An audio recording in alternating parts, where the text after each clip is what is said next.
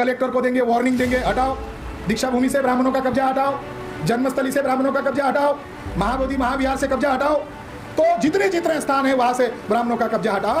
अगर इतने इतने तारीख तक उन्होंने नहीं माना तो इस एजेंडे पर हम भारत बंद करेंगे, और जब हम दुनिया भर के लोगों को इस मुद्दे पर जोड़ने में कामयाब होंगे फिर भी नहीं मानेंगे तो 10 लाख लोगों का मोर्चा संघ कार्यालय पर लेकर जाएंगे। अगर लाखों के बातों से नहीं मानते हैं, नागपुर तो बुद्धिस्ट लोगों से घिरा हुआ है, सबसे ज्यादा आबादी बुद्धिस्ट लोगों की है। ब्राह्मणों का क्या काम है दीक्षा भूमि पर? ब्राह्मणों का क्या काम है जन्मस्थली पर? ब्राह्मणों का महंत ब्राह्मणों का क्या काम है महाबोधि महाविहार पर? इसके लिए हम जमीन बना रहे, संगठन बना रहे। संगठन के बगैर आप कोई बड़ी लड़ाई लड़ नहीं सकते। वामनराव गोडबोले के द्वारा दीक्षा समारंभ हुआ था, और जब वो 1990 साल आया, यानी महामानव डॉक्टर बाबा साहब अम्बेडकर का जन्म शताब्दी वर्ष नजदीक आया, तो दत्तोपंत ठेंगड़ी जो आरएसएस का प्रमुख नेता था, उसने 26 अक्टूबर 1990 को वामनराव गोडबोले को खत लिखा, 5 पन्ने का खत लिखा, उसकी कॉपी हमारे पास है। आरएसएस का प्रमुख आदमी ने वामनराव गोडबोले को खत लिखकर कहा, आदरणीय गोडबोले जी, आप बाबा साहब के बहुत नजदीकी थे, हम एक विशेषांक आरएसएस के द्वारा समरसता मंच के द्वारा कर रहे हैं, और हमारी आरएसएस की ये तमन्ना है कि जो दीक्षा समारंभ हुआ उसका इतिहास लिखा जाए। तो आपके सिवाय अधूरा है। मैं आपसे विनती करता हूं कि मुझे ये जानकारी चाहिए। उसमें पहले नंबर पर दत्ता ठेंगड़ी ने लिखा, मुझे कौन सी जानकारी चाहिए? परम पूज्य डॉक्टर बाबा साहब अम्बेडकर का किन किन बौद्ध राष्ट्रों से संपर्क था, कौन कौन भिक्खु उनके संपर्क में थे, कौन कौन बौद्ध राष्ट्र के मंत्री उनके संपर्क में थे, उनके नाम पते हमें चाहिए। ब्राह्मण कितना चला था? 56 में धर्मांतर हुआ, 90 में डर लग रहा था। साथियों, बुद्धिस्ट इंटरनेशनल नेटवर्क जिस धरोहर को बचा रहा है वो केवल भारत की धरोहर नहीं है, दुनिया की धरोहर है।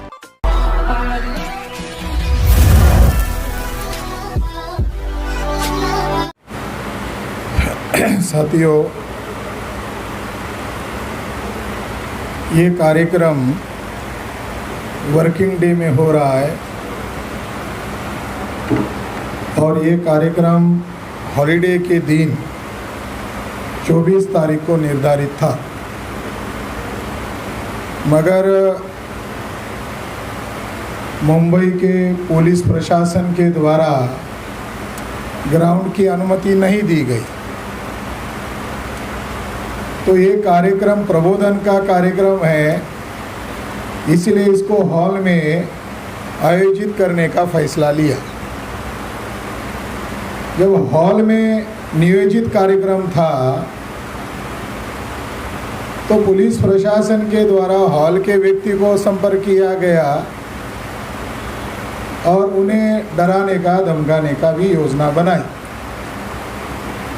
जबकि आयोजक को पूछना चाहिए था। तो आयोजक उसको सही सही जवाब देते थे। तो ये बात समझने लायक है कि चर्चा में हम आरएसएस बीजेपी को पिन पॉइंटेड एक्सपोज कर रहे हैं, मगर महाराष्ट्र सरकार बेवजह उन लोगों का समर्थन कर रही है। तो हम लोगों ने एक योजना बनाई है कि अगर जागृति से उन्हें डर लगता है, डर होना चाहिए, क्योंकि अभी भी भारत का संविधान है और संविधान ने हमें बोलने का, संगठन बनाने का, लोगों में जागृति निर्माण करने का ये हमें मौलिक अधिकार दिया गया है। तो मुंबई के वार्ड में, जोन में अब हम बुद्धिस्ट इंटरनेशनल नेटवर्क का योजना बनाकर अभियान चलाएंगे।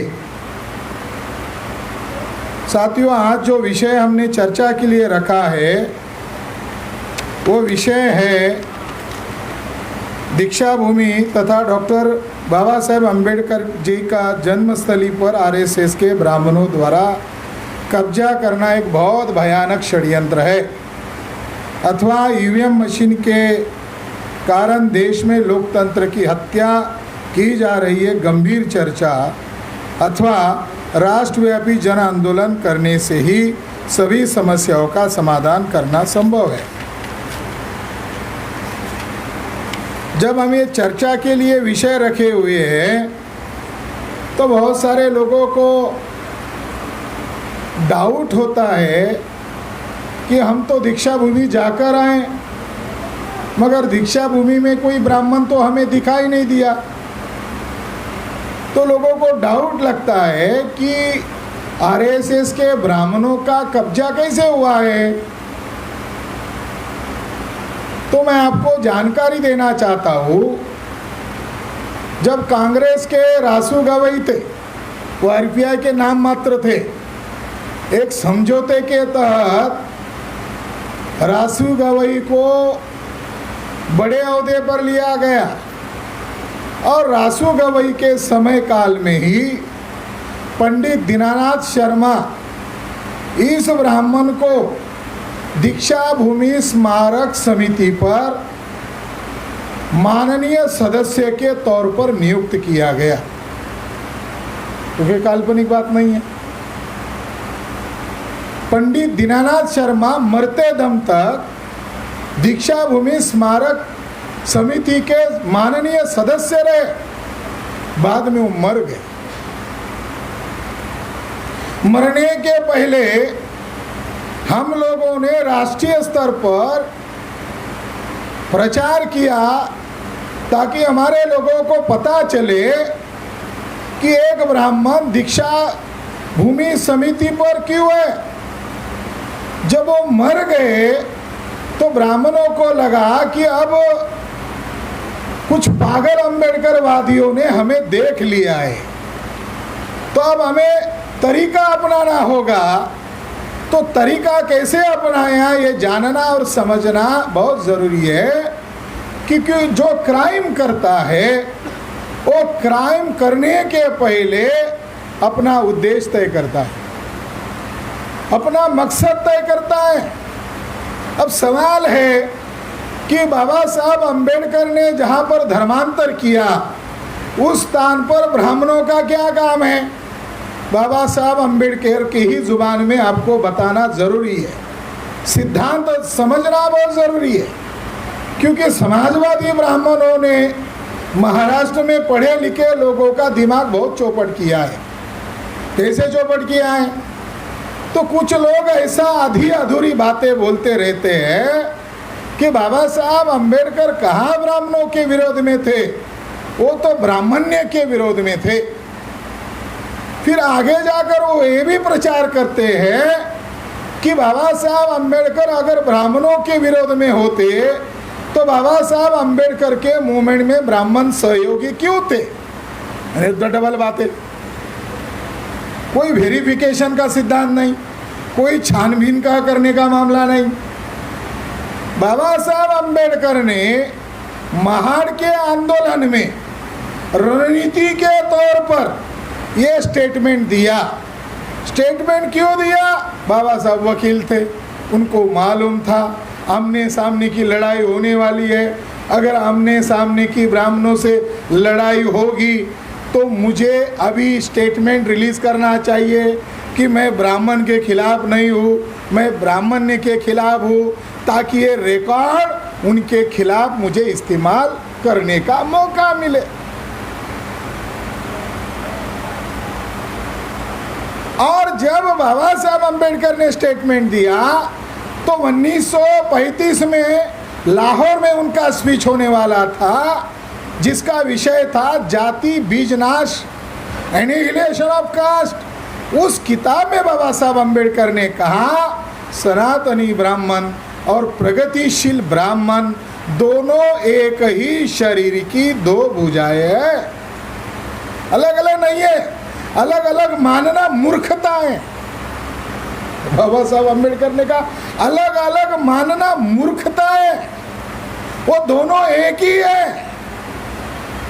और जब 1954 में द्वितीय वर्ल्ड बुद्धिस्ट कॉन्फ्रेंस ब्रह्मदेश में संपन्न हो रही थी, तो वहाँ पर बाबा साहब अम्बेडकर ने इंटरनेशनल लेवल के बुद्धिस्ट राष्ट्रों को संबोधित करते हुए कहा कि अब बुद्धिज्म को इस्लाम से भय नहीं है।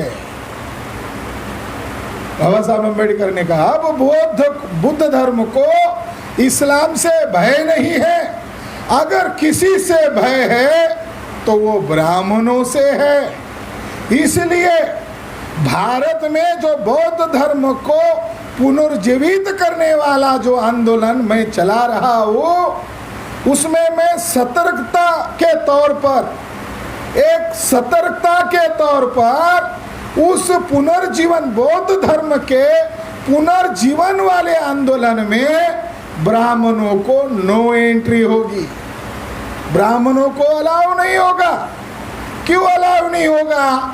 तो बाबा साहब अम्बेडकर ने कहा बौद्ध धर्म का बेस समानता है और वैदिक धर्म का बेस, ब्राह्मणी धर्म का बेस असमानता है। ब्राह्मण चाहे दल बदल दे, ब्राह्मण चाहे किसी संगठन को बदल दे, ब्राह्मण चाहे भेष बदल दे, ब्राह्मण ब्राह्मण ही रहता है, क्योंकि उसका बुनियादी सोच गैर बराबरी है। वो विषमता को मानते हैं। अगर वो भिक्खु भी बन गए, अगर वो बुद्धिस्ट अनुयायी भी बन गए, तो बौद्ध धर्म में वो गंदगी लेके आएंगे और बुद्ध धर्म का सत्यानाश कर देंगे। इसलिए भविष्य में किसी भी ब्राह्मण को पुनर्जीवन करने वाले, बौद्ध धर्म के पुनर्जीवन करने वाले आंदोलन में प्रवेश पाबंद है।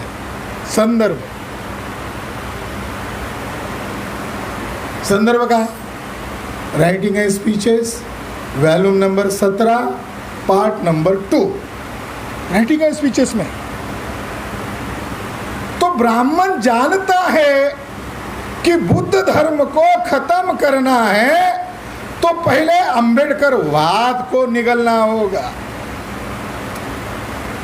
अगर बुद्धिज्म के आंदोलन को खत्म करना है तो पहले अंबेडकर वाद को निगलना होगा, क्योंकि अंबेडकर साहब ने ही आधुनिक भारत में बुद्धिज्म को पुनर्जीवित किया।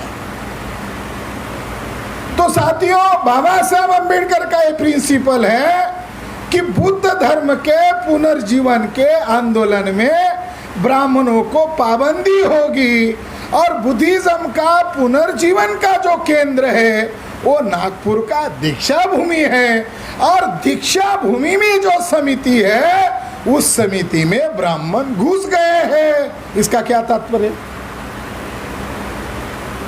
यानी बाबा साहब अंबेडकर जो धोखा समझ चुके थे, उस धोखे को अंबेडकर अनुयायी नहीं समझ पाए, ब्राह्मणों ने भाप लिया और बुद्धिज्म के आंदोलन को काउंटर करने के लिए दीक्षा भूमि पर बहुत पहले ही पंडित दीनानाथ शर्मा नामक ब्राह्मण के द्वारा नियंत्रण कर लिया।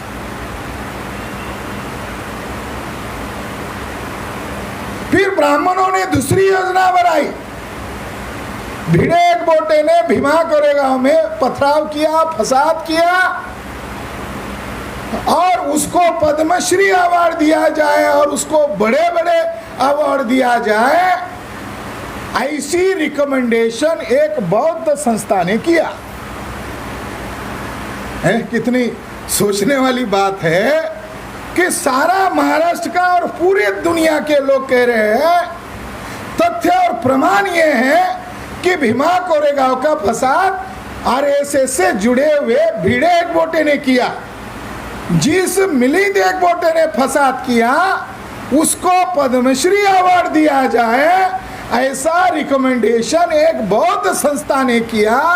उस बुद्धिस्ट संस्था का नाम है भारतीय बौद्ध संघ। इसका जन्म कर दिया नागपुर के मोहन भागवत ने। इसका प्रथम अधिवेशन दिल्ली में हुआ।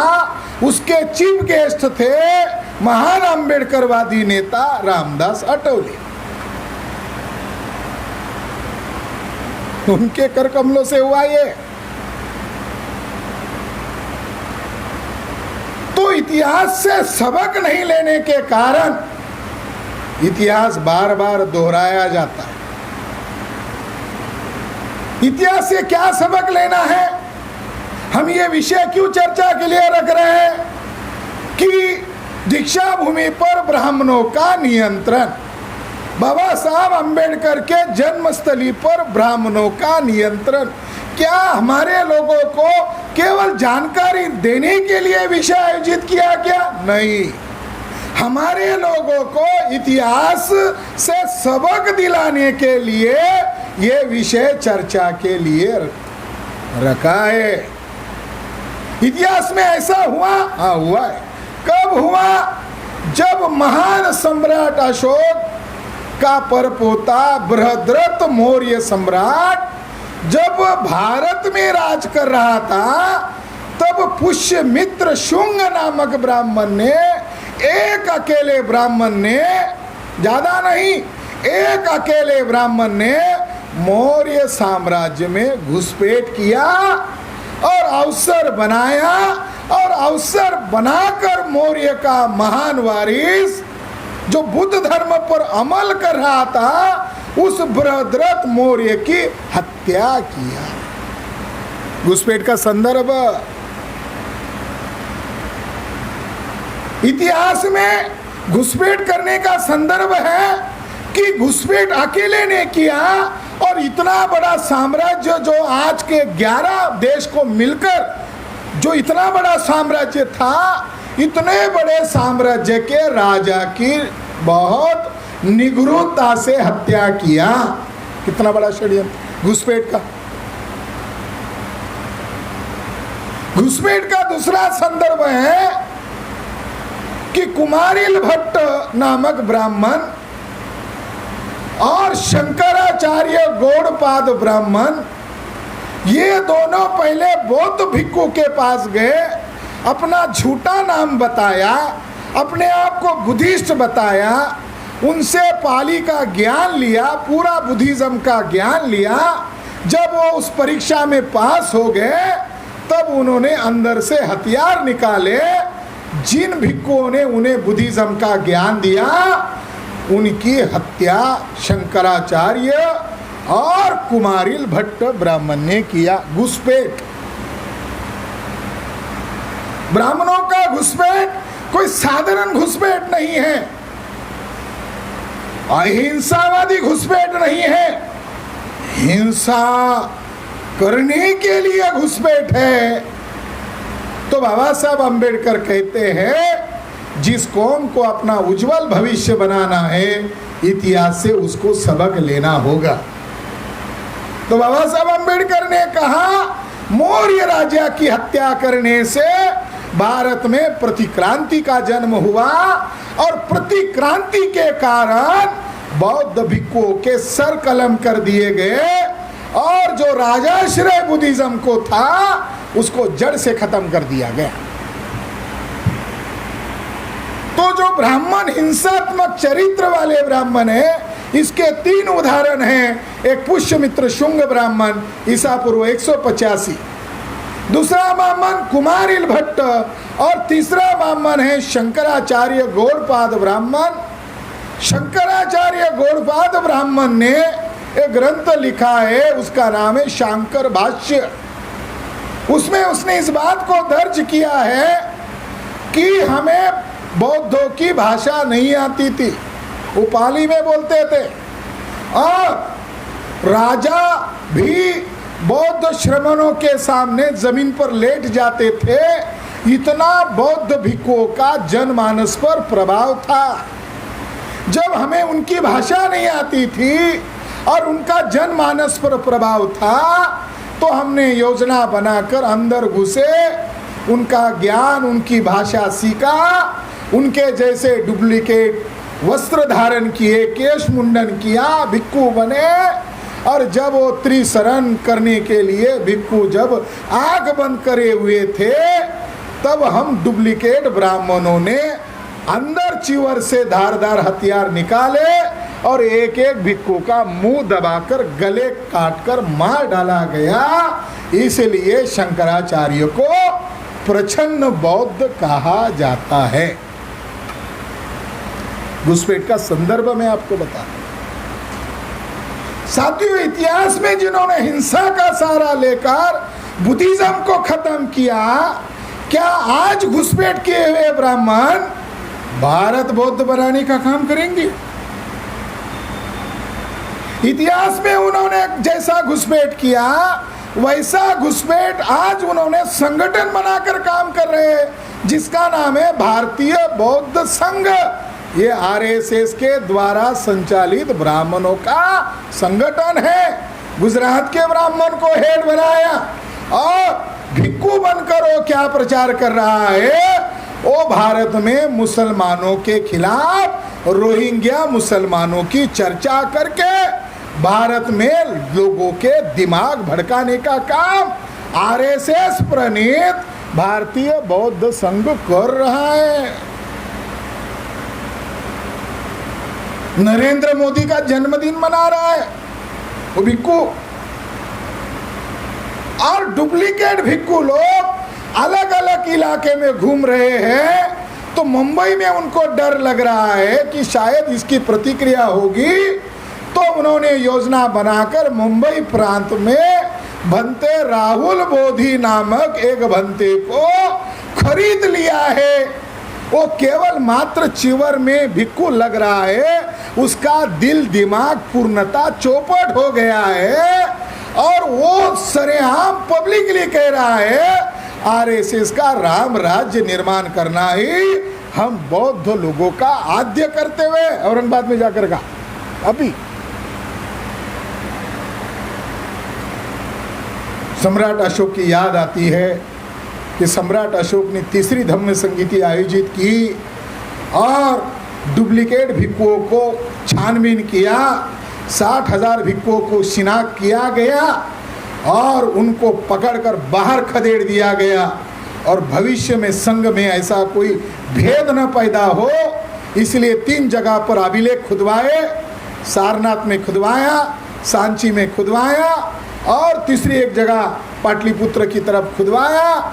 वो अवशेष आज भी उपलब्ध है। उसमें इस बात का जिक्र है कि संघ भेद करने वालों को सफेद वस्त्र पहनकर बाहर खदेड़ने का मेरा आदेश है। इसकी प्रतिलिपि बनवाओ और अपने विहारों में रखो, अपने घरों में रखो। आज भंते राहुल बोधी का वस्त्र कौन निकालेगा? भंते राहुल बोधी का वस्त्र निकालने का तो अधिकार हमारा अधिकार है। क्यों? अगर अशोक, सम्राट अशोक डुप्लीकेट भिक्खुओं को संघ के बाहर खदेड़ सकता है, क्या मुंबई के लोगों को यह अधिकार नहीं है? ये होना चाहिए, मगर कब होगा? लोगों को जागृति आएगी तब होगा। अब दूसरी योजना आरएसएस के ब्राह्मणों ने बनाई। क्या बनाई? ये बामसेब वाले लोग पागल है, बुद्धिस्ट इंटरनेशनल नेटवर्क वाले पागल है।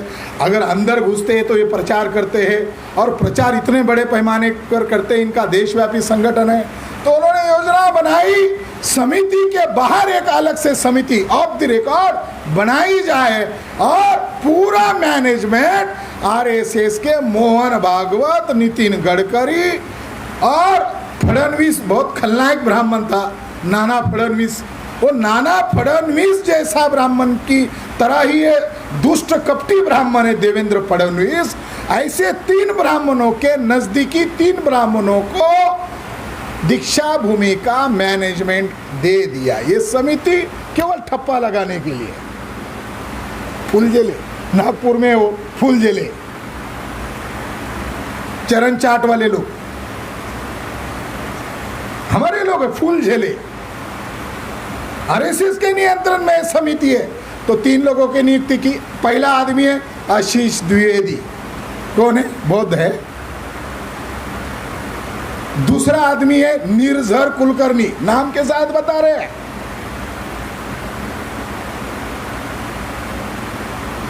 चौथा, तीसरा आदमी है केपी जोशी। और अभी आज हमें खबर मिली को दीक्षा भूमि के अंदर एक कॉलेज है, अंबेडकर नाम से कॉलेज है, बाबा साहब अंबेडकर कॉलेज। उसमें लॉ डिपार्टमेंट की हेड है मेनन नामक साउथ इंडियन ब्राह्मण। तो वहाँ के प्रोफेसर लोगों ने अब हर जगह पर, ऑफिस का भी एक व्हाट्सएप ग्रुप है, सोसाइटी का भी एक व्हाट्सएप ग्रुप है, तो उन्होंने कॉलेज के लोगों का एक ग्रुप व्हाट्सएप ग्रुप बनाया। तो किसी बुद्धिस्ट प्रोफेसर ने महामानव डॉक्टर बाबा साहब अंबेडकर की जन्मदिन की सभी लोगों को हार्दिक शुभेच्छाएं। तो जो साउथ इंडियन ब्राह्मण लॉ डिपार्टमेंट की हेड है जिसका नाम मेनन है, उसने अरे अरे मैं तो नहीं दूंगी ऐसे व्यक्ति को शुभेच्छाएं, ऐसा नीचे कमेंट डाला। और नागपुर में ये बात फैल जाने के बावजूद कोई प्रतिक्रिया, कोई उसके ऊपर एक्शन नहीं हो रही है। दूसरे का छोड़ो, जिस समिति के नियंत्रण में वो कॉलेज है उन्होंने उसके ऊपर कार्रवाई करनी चाहिए, वो समिति के लोग भी कार्रवाई नहीं कर रहे। साथियों, उन ब्राह्मणों ने योजना बनाकर दीक्षा भूमि पर नियंत्रण किया है।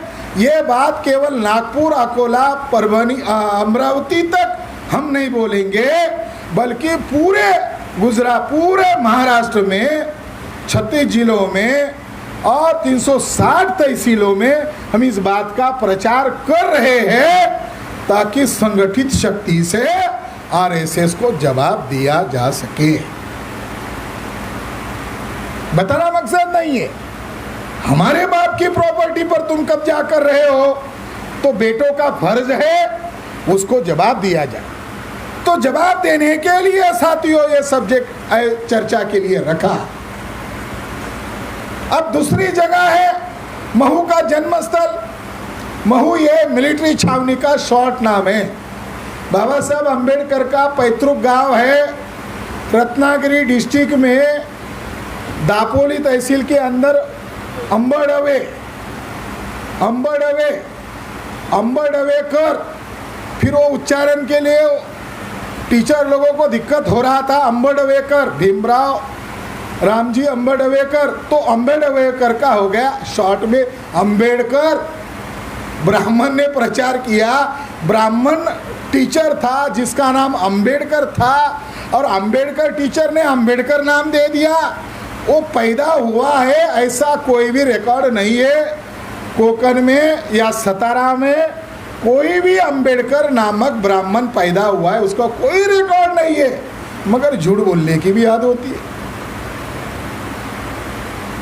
जैसा महू ये ब्राह्मणों के नियंत्रण में है, रत्नागिरी डिस्ट्रिक्ट में जो अंबड़वे गांव है ये भिकू इदाते नामक आरएसएस के एक गुंडा किस्म के आदमी के नियंत्रण में है।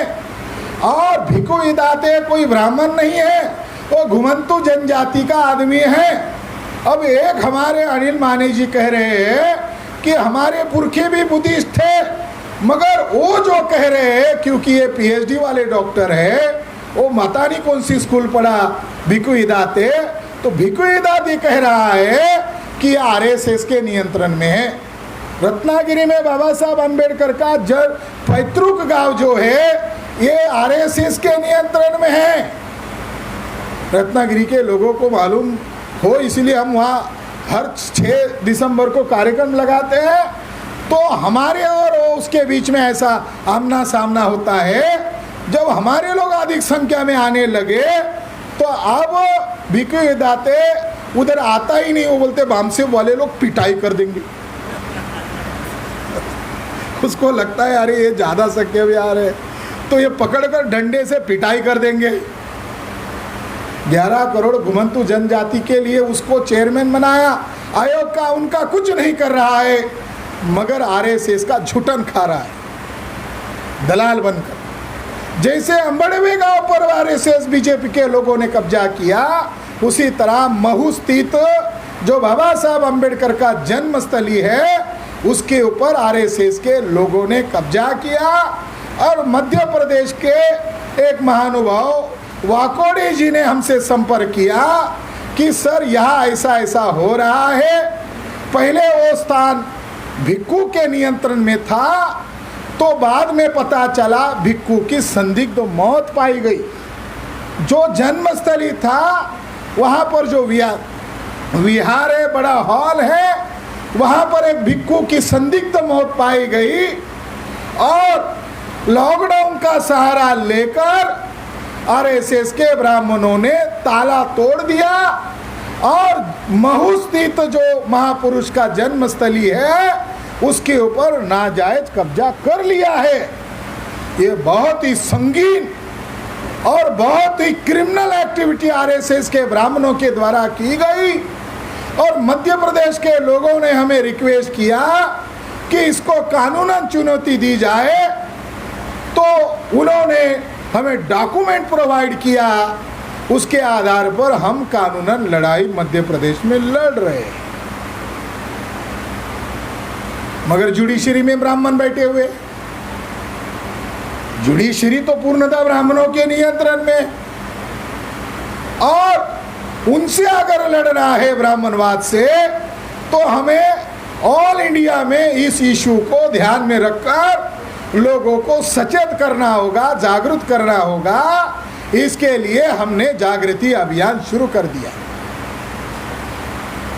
इस बार उन्होंने तारीख के साथ बता रहा हूं, उन लोगों ने हद किस बात की हुई, आरएसएस के लोगों ने इस बार योजना बनाकर वहां पर आरएसएस का जो वर्ग होता है, जिसे उनको ट्रेनिंग कैंप कहते हैं, संघ वर्ग, आरएसएस के लोगों ने इस जगह पर संघ का प्रशिक्षण शिविर लिया। जो बाबा साहब अंबेडकर का जन्मस्थली है, वहां पर शाखाएं भरना शुरू कर दिया और संघ वर्ग भी शुरू कर दिया 2 दिन का।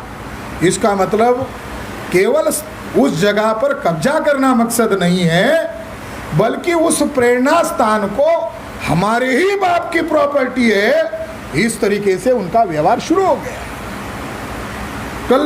कल संघ शाखा दीक्षा भूमि में भी शुरू हो जाएगी, तब पता चलेगा। ब्राह्मणों की सोच जो है वो निगलने वाली सोच है। ब्राह्मण लोगों ने आगे ये प्रचार किया कि एक फेक कटआउट वहां पर लगाया, दीक्षा जो महू की भूमि था वहां पर एक कटआउट लगाया, और कटआउट में लिखा कि बाबा साहब आम्बेडकर ने भारत के संविधान में ये ऐसा ऐसा गंगा, ऐसा ऐसा भगवान का चित्र डाला था, इसलिए बाबा साहब अंबेडकर हमारे हैं। डाला नहीं डाला, मगर झूठ का प्रचार करने का तरीका, केवल कब्जा ही नहीं किया, अब वहां पर विश्व हिंदू परिषद के लोग, आरएसएस के लोग वहां पर इकट्ठा होकर समरसता मंच के नाम पर मध्य प्रदेश के अंदर अंबेडकर वादी मूवमेंट को निगल रहे हैं। केवल कब्जा नहीं कर रहे हैं, निगल रहे हैं। ब्राह्मणों ने योजना क्या बनाई कि विद्रोही अंबेडकर वाद को खत्म करना है, तो उन्होंने योजना बनाई। क्या योजना बनाई? उन्होंने योजना बनाकर 14 अप्रैल 1983 में 14 अप्रैल 1983 में दत्ता ठेंगड़ी के नेतृत्व में पूना सिटी के अंदर समरसता मंच की स्थापना की, बाबा साहब अंबेडकर के जयंती के उपलक्ष्य में। कितने चला गए ब्राह्मण? हेडगेवार के जयंती पर नहीं किया, गोलवलकर के पुण्यतिथि पर नहीं किया, बाबा साहब अंबेडकर के जयंती को चुना। जयंती को चुनकर क्या नाम दिया? एक नई संस्था का निर्माण किया। उस संस्था का नाम क्या है? समरसता मंच। समरसता का क्या मतलब होता है? समरसता का मतलब होता है समन्वय। समरसता का मतलब होता है सामंजस्य, और समरसता का अंग्रेजी में मतलब होता है हार्मोनी। अब समानता का अंग्रेजी में मतलब है इक्वालिटी। समानता का अंग्रेजी में मतलब है इक्वालिटी। समरसता का मतलब है समन्वय करो। किसका समन्वय करो? उदाहरण के लिए एक है अमृत है, एक जहर है, दोनों को मिलाओ, किसका प्रभाव हो जाएगा? जहर का हो जाएगा। एक दवा है और एक जहर है, जहर को दवा में मिला दो, किसका असर शुरू हो जाएगा? जहर का। इसी को कहते हैं समरसता। अब मैं उदाहरण के लिए आपको बताता हूं। एक है सोना, एक है सोना, और एक है पोलाद, एक है प्लास्टिक। प्लास्टिक को सोने का दिखने वाला कलर लगा दिया और दोनों को मार्केट में रखकर कहा ये दोनों सोना है, मगर इसमें 24 कैरेट का अलग सोना है और दिखने वाला एक सोना जैसा कलर माल कर रखा हुआ है। तो समरसता का मतलब सोना नहीं होता है, गोल्ड नहीं होता है, भ्रम पैदा करने का कार्यक्रम। साथियों, योजना बनाकर आरएसएस के लोगों ने ऑर्गेनाइज वे में लोगों को बेवकूफ बनाने का अभियान शुरू कर दिया। ब्रिटिश भारत में आए, उनको जिज्ञासा शुरू हुई, जमीन का उत्खनन किया तो जमीन के अंदर जो चीजें मिलने लगी उसकी व्याख्या करने के लिए भारतीय पुरातत्व विभाग का निर्माण किया। भारतीय पुरातत्व विभाग ब्रिटिश काल में बुद्धा और अशोका की खोज की गई। दुनिया में आज भी तथागत भगवान गौतम बुद्ध और सम्राट अशोक के ऊपर जितना रिसर्च हो रहा है दुनिया में किसी पर भी नहीं हो रहा है। दुनिया वाले लोग अचंभित है कि इतना महान साम्राज्य कैसे खत्म हुआ। उसको आर्कोलॉजिकली एविडेंस के आधार पर ढूंढा गया और दुनिया के सामने भारत का नाम अशोका और बुद्धा के नाम से जाना जाता है। मगर ब्रिटिश लोग भारत छोड़ने के बाद 15 अगस्त 1947 के बाद 1948 आया, बाद में 1949 आया। 1949 में जो अपने आप को सेकुलर कहने वाला पंडित जवाहरलाल नेहरू ने 3 जगह पर काउंटर रिएक्शन किया। 1 नंबर पर सोमनाथ मंदिर, वहां पर वल्लभ भाई पटेल के द्वारा उस मंदिर का पुनर्रचना किया। अब नरेंद्र दामोदर दास मोदी द्वारा 2017 में उसके अंदर एडवांस टेक्नोलॉजी के द्वारा जीपीएस सर्वे किया तो अंदर 3 मंजिला बुद्ध विहार है और अंदर रिलीक कास्केट यानी अस्थि कलश है जिसके अंदर तथागत भगवान गौतम बुद्ध की अस्थियां है। ब्राह्मण को मालूम था नेहरू को ये सोमनाथ मंदिर रही है, ये सम्राट अशोक ने बनाए हुए जो अलग अलग विहार महाविहार स्तूप है यही है, उसके ऊपर कब्जा किया 1949। 1 नंबर 2 उसने दूसरी योजना बनाई। वो योजना ये थी कि उत्तर प्रदेश में अयोध्या स्थित जो विवाद चल रहा था 1857 के बाद से, ये मंदिर है या मस्जिद है, पंडित जवाहरलाल नेहरू ने 23 दिसंबर यानी 22 तारीख की 12 बज गए रात के और 1 के दरमियान यानी 23 तारीख इसलिए काउंट तारीख हो गई 22-23 दिसंबर 1949 को वहां का फैजाबाद जिले का कलेक्टर को हथियार बनाया और मस्जिद के अंदर तक राम लल्ला की मूर्ति रख दी और तब से विवाद खड़ा कर दिया। ब्रिटिश जाने के बाद ब्राह्मणों ने योजना बनाकर ब्राह्मण राज को स्थापित करने के लिए जानबूझकर हिंदू मुसलमान का विवाद खड़ा किया। जितनी चर्चा हिंदू मुसलमान के नाम पर होती है, चाहे मंदिरों के नाम पर हो चाहे मस्जिदों के नाम पर हो, साथियों ब्राह्मण लोग प्राचीन विरासत सम्राट अशोक और तथागत भगवान गौतम बुद्ध के प्राचीन विरासत पर कब्जा करते हैं और इसके लिए SC ST OBC में जागृति का अभाव होने के कारण लोग बाहर होकर तमाशा देखते हैं। शायद ये हिंदू मुसलमान का कोई झगड़ा है, वहां पर कब्जा किया।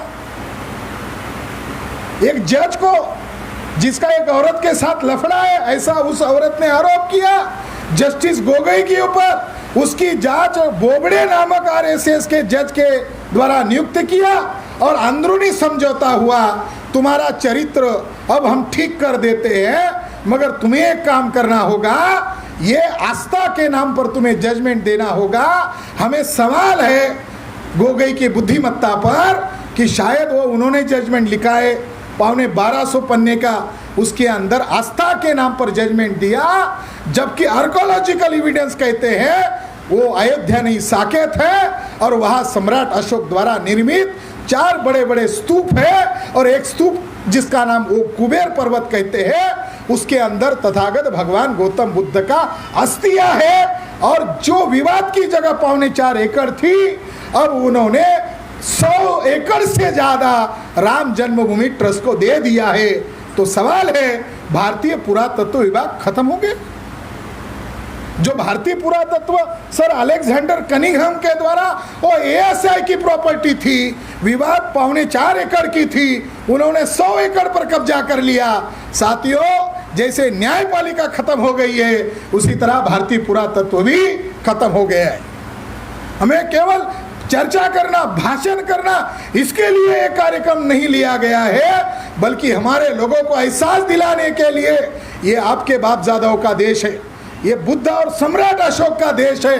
अगर भारतीय पुरातत्व विभाग नालायकी कर रहा है तो उसको हासिल करना हमारा कर्तव्य है। इसलिए साथियों, तीसरी जगह आई महाबोधि टेम्पल। उस जगह पर 1949 को ब्राह्मणों के द्वारा एक एक्ट बनाया गया जो टोटली अनकॉन्स्टिट्यूशनल है। उस एक्ट के तहत जो महंत ब्राह्मणों का कब्जा था, वो कब्जा वहां पर करवाया, और आज प्रज्ञा बोधि, बनते प्रज्ञा बोधि जो भिक्षुओं का, अखिल भारतीय बौद्ध भिक्षुओं का नेता है, वो भूमियार ब्राह्मण है, और उसने मोहन भागवत के कहने पर मटके में महाबोधि महाविहार की पवित्र मिट्टी इकट्ठा की, सोशल मीडिया में आकर, टीवी अखबारों में आकर कहा कि सरसंघ चालक मोहन भागवत ने राम मंदिर के लिए अलग अलग जगह से मिट्टी मांगी है, तो मैं भिक्षु संघ का प्रमुख होने के नाते ये मिट्टी भेंट कर रहा हूं।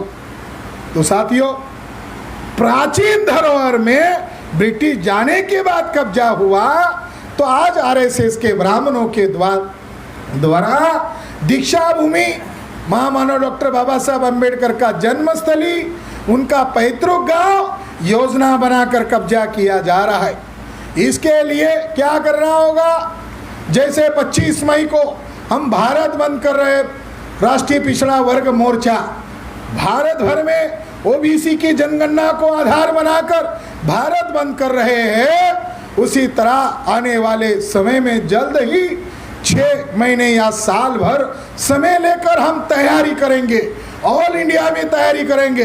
बाम से भारत मुक्ति मोर्चा और तमाम ऑफशूट विंग की सहायता लेकर, और बुद्धिस्ट इंटरनेशनल नेटवर्क का अलग अलग राज्यों में जो नेटवर्क फैल रहा है, सबको अगुवाई करके हम भी सम्राट अशोक और तथागत भगवान गौतम बुद्ध के जो विहार स्तूपों पर जो नाजायज कब्जा किया गया है, महामानव डॉक्टर बाबा साहब अम्बेडकर के जन्मस्थली पर जो नाजायज कब्जा किया है, ऐसे एजेंडे बनाकर, ऐसी लिस्ट आउट बनाकर बुद्धिस्ट इंटरनेशनल नेटवर्क के द्वारा भारत बंद करेंगे। वो तैयारी कर रहे हैं, ये कार्यक्रम नहीं कर रहे हैं, हम अपनी तैयारी कर रहे हैं, हम बड़े आंदोलन की तैयारी कर रहे हैं। आरएसएस के ब्राह्मणों को डर लगता है कि अगर अशोक और बुद्धा की विरासत को नष्ट किया जा रहा है, अगर ये चिंगारी भारत के भूमि से उड़ जाए और उसको ग्लोबल स्तर पर अगर पहुंचा दिया जाए, तो बौद्ध राष्ट्र के द्वारा आरएसएस बीजेपी के ब्राह्मणों पर भयंकर दबाव हो सकता है। ये ब्राह्मणों को डर है, इसकी मैं जानकारी आपको देना चाहता हूँ। 1956 में जो दीक्षा का समारंभ हुआ, वो विदर्भ के बड़े नेता थे वामनराव गोडबोले। वामनराव गोडबोले के द्वारा दीक्षा समारंभ हुआ था, और जब 1990 साल आया, यानी महामानव डॉक्टर बाबा साहब अम्बेडकर का जन्म शताब्दी वर्ष नज़दीक आया, तो दत्तोपंत ठेंगड़ी जो आरएसएस का प्रमुख नेता था, उसने 26 अक्टूबर 1990 को वामनराव गोडबोले को खत लिखा, 5 पन्ने का खत लिखा, उसकी कॉपी हमारे पास है। आरएसएस का प्रमुख आदमी ने वामनराव गोडबोले को खत लिखकर कहा, आदरणीय गोडबोले जी, आप बाबा साहब के बहुत नज़दीकी थे, हम एक विशेषांक आरएसएस के द्वारा समरसता मंच के द्वारा कर रहे हैं, और हमारी आरएसएस की ये तमन्ना है कि जो दीक्षा समारंभ हुआ उसका इतिहास लिखा जाए, तो आपके सिवा अधूरा है। मैं आपसे विनती करता हूँ कि मुझे ये जानकारी चाहिए, उसमें पहले नंबर पर दत्ता ठेंगड़ी ने लिखा मुझे कौन सी जानकारी चाहिए, परम पूज्य डॉक्टर बाबा साहब अम्बेडकर का किन किन बौद्ध राष्ट्रों से संपर्क था, कौन कौन भिक्खु उनके संपर्क में थे, कौन कौन बौद्ध राष्ट्र के मंत्री उनके संपर्क में थे, उनके नाम पते हमें चाहिए। ब्राह्मण कितना चालाक है। 56 में धर्मांतर हुआ, 90 में डर लग रहा था। साथियों, बुद्धिस्ट इंटरनेशनल नेटवर्क जिस धरोहर को बचा रहा है वो केवल भारत की धरोहर नहीं है, दुनिया की धरोहर है। एक भी जाति विशेष का धर्म नहीं है, ये समस्त मूल निवासी बहुजनों का धर्म है। जैसे अनिल माने बोल रहे थे, अलख निरंजन। मुझे एक योगी मिले, योगी सूरजनाथ नगर के मराठा जाति के, वो बड़े अफसर थे, अंग्रेजी के एक्सपर्ट थे। उन्होंने अमेरिका का एक आदमी पकड़ा और वो भी योगी परंपरा में जुड़ गए, भगवान दास। उनका नाम भगवान दास है, अमेरिकन स्कॉलर। दोनों ने मिलकर एक पोथी जो गोरख शब्दी है उसका अंग्रेजी अनुवाद किया, जो गोरख की वाणी है उसका अंग्रेजी में अनुवाद किया और उसकी प्रथम कॉपी मुझे भेंट की। उन्होंने कहा आप अंबेडकर रिसर्च सेंटर के डायरेक्टर है तो मैं आपको गोरख शब्दी भेंट कर रहा हूँ। मैं पढ़ता गया, उनके हर वचन के नीचे आता था अवधूत। तो मैं दंग रह गया, मैं समझ नहीं पा रहा था इसका क्या मीनिंग है। तो मेरे मन में सवाल खड़ा हो गया, ये अवधूत शब्द जब तक मुझे नहीं समझेगा, ये अवधूत शब्द मुझे जब तक नहीं समझेगा, तब तक गोरख की वाणी मुझे समझ में आने वाली नहीं है। तो मैंने उनको सवाल पूछा, मैं पढ़ तो लिया हूँ मगर मुझे कुछ भी समझ नहीं आ रहा है। पूरे गोरखवाणी में अगर किसी की तारीफ की है, अवधू की तारीफ की है या अवधूत की तारीफ की है, वो है कौन जिसके बारे में पूरे गोरख शब्दी में हर दोहे के अंदर लिखा है? तो उन्होंने कहा मुझे भी मालूम नहीं। तो मैंने उसको ढूंढा तो पता चला कि अवधू का मतलब बुद्ध होता है। अवधू का मतलब बुद्ध होता है। अवधू का मतलब शाक्य मुनि होता है जिसने विनय बनाए। तो इसका संदर्भ पाली डिक्शनरी में मिला। अवधू का दूसरा मीनिंग है धुतुंग बनाने वाला, यानी विनय बनाने वाला। अवधू का मतलब भिक्खु, शाक्य मुनि बुद्धा होता है। जब मैंने उनको रेफरेंस दिए तो उन्होंने एग्री किया और अपनी गोरख शब्दी में एडिट करते हुए लिखा कि अंबेडकर रिसर्च सेंटर के डायरेक्टर ने हमें वो मास्टर चाबी दी जिसके जरिए से हमें पता चला कि गोरखनाथ जी किसी और को नहीं मानते थे, तथागत भगवान गौतम बुद्धा को मानते थे। तो घुमंतु जनजाति के लोग बुद्धिस्ट, उसका शाब्दिक प्रमाण है। तो साथियों, मैं आपको संदर्भ बता रहा था कि इस देश में हम भारत बंद की तैयारी कर रहे हैं। आने वाले समय में हम सम्राट अशोक और बुद्धा की विरासत को आधार बनाकर भारत बंद करेंगे और आने वाले समय में पूरे भारत भर में ये विषय पर जन जागरण करके अगर हम निवेदन देते, चरणबद्ध आंदोलन करेंगे, एक धरना आंदोलन, रैली, प्रदर्शन, फिर कलेक्टर को देंगे, वार्निंग देंगे, हटाओ दीक्षा भूमि से ब्राह्मणों का कब्जा हटाओ, जन्मस्थली से ब्राह्मणों का कब्जा हटाओ, महाबोधि महाविहार से कब्जा हटाओ। तो जितने जितने स्थान है वहाँ से ब्राह्मणों का कब्जा हटाओ। अगर इतने तारीख तक उन्होंने नहीं माना तो इस एजेंडे पर हम भारत बंद करेंगे। और जब हम दुनिया भर के लोगों को इस मुद्दे पर जोड़ने में कामयाब होंगे, फिर भी नहीं मानेंगे, तो 10 लाख लोगों का मोर्चा संघ कार्यालय पर लेकर जाएंगे। अगर लातों के भूत बातों से नहीं मानते हैं, नागपुर तो बुद्धिस्ट लोगों से घिरा हुआ है। सबसे ज्यादा आबादी बुद्धिस्ट लोगों की है। ब्राह्मणों का क्या काम है दीक्षा भूमि पर? ब्राह्मणों का क्या काम है जन्मस्थली पर? ब्राह्मणों का, महंत ब्राह्मणों का क्या काम है महाबोधि महाविहार पर? इसके लिए हम जमीन बना रहे, संगठन बना रहे। संगठन के बगैर आप कोई बड़ी लड़ाई लड़ नहीं सकते, मगर संगठन इंसानों का बना रहे हैं तो प्रशिक्षित लोगों का संगठन चाहिए। तो ये कार्यक्रम नहीं है, प्रशिक्षण देने का कार्यक्रम है। ये लड़ाई है। परमिशन के लिए एप्लीकेशन दे रहे, फिर वो इनकार कर रहे, फिर हम उनको आर्गुमेंट कर रहे, उधर नहीं करने दे रहे, हॉल में कर रहे, तो हमारे अंदर जीत पैदा हो रही है। अरे अब हम उसको लेटर लिखने वाले जिसने हमारा विरोध किया कि आरएसएस बीजेपी ने ये साल भर में ये आपके चारकोप इलाके में, मुंबई इलाके में आरएसएस बीजेपी के लोगों ने भी मीटिंग की होगी, संगोष्ठी किया होगा। उन्होंने कोई एप्लीकेशन दिया है क्या? तुम्हारी खुफिया एजेंसी है तो तुमने आरएसएस को पूछा है क्या? तो उनको जवाब देना होगा।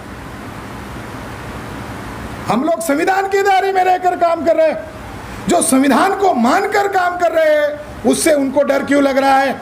इसके पीछे जरूर कोई राज है। उनको लग रहा है ये जागृति विस्फोटक न बन जाए, ये जागृति असंतोष का कारण न बन जाए, इसलिए साथियों उनको डर लग रहा है। दूसरा